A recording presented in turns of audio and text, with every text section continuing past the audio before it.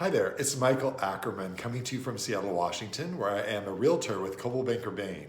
Today's video blog is for sellers and buyers, and this is a question that I've gotten for years from both sellers and buyers, and that is it a good time to sell or is it a good time to buy? The answer to that question is completely subjective and is completely personal.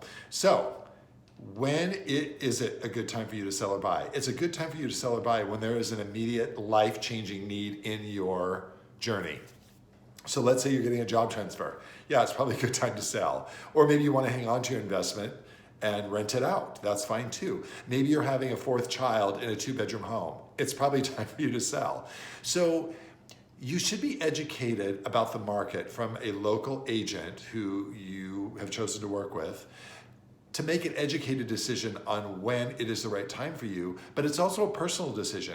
If you love your home and you don't need to sell and the market is rising in value and home prices are appreciating and going up, don't sell. I've met with a lot of sellers. They're like, well, we really don't have to sell. I'm like, don't. Your house will be worth more next year.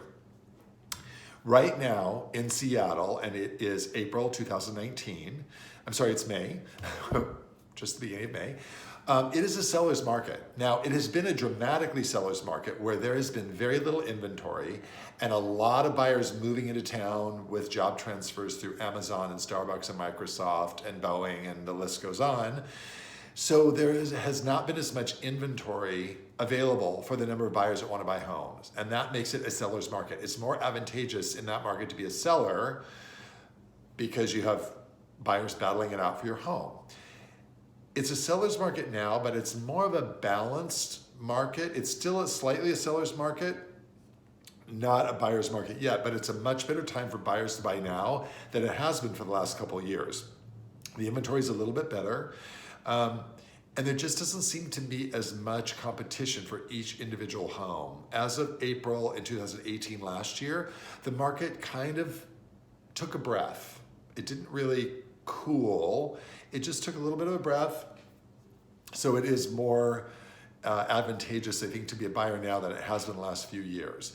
So I'll explain to you what an absorption rate is. An absorption rate is if the current number of homes that are currently on the market were the only homes that were on the market, no other new homes came on the market, take into consideration how many houses a month are selling, you would then know how many months of inventory you have left.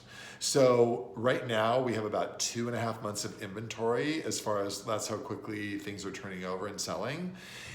In the downturn between 2008 and 2010, we had 2 years of inventory.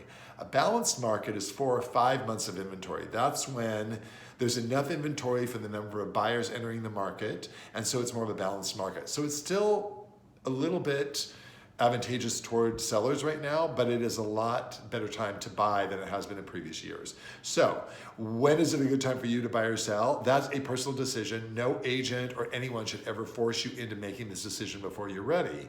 But if you're a seller and you get a job transfer or you need to move, an agent is the best person to help you traverse that experience or that life change. And again, if you've been a buyer for years or you've been renting for years, you're paying somebody else's mortgage. You can be paying your own, which is kind of a forced savings account. So it's when you're ready to set down roots and you're ready to be a homeowner, which again is completely subjective, you'll know, and you should contact an agent to help you. So I hope this has been helpful to you. When is it a good time to buy or sell? That's completely up to you, but you should know what the current market is and what is happening so you can make an educated decision on whether it's the right time for you to get in the market or not. Again, this is Michael Ackerman. Thank you for watching this blog, and until we meet again, take care and be well.